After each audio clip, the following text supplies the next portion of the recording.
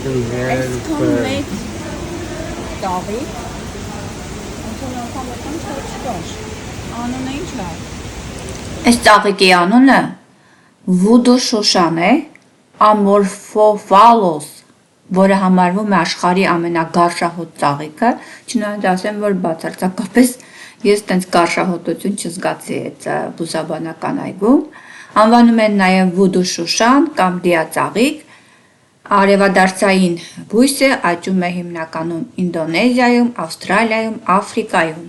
Այս ծաղիկի մոտ 90 տարատեսակները կան, ես հետո հիշեցի, որ այս ծաղիկի այլ տեսակը ուրիշ բուսաբանական այգում ամերիկյան ես էլի տեսել եմ, շատ կարճ ժամանակով է ծաղկում, 3-ից 10 օր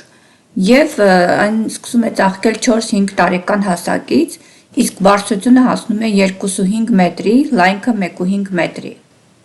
Ծաղիկի տհաճ հոտը նրա համար է, որ միջատներին գրավի, որը անհրաժեշտ է ծաղկի փոշոտման համար։ Հետո որ նայեք իմ մյուս վիդեոներում,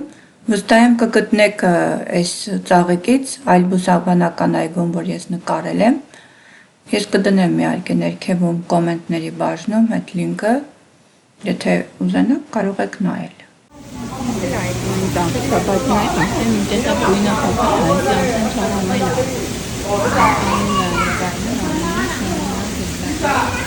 Thank you.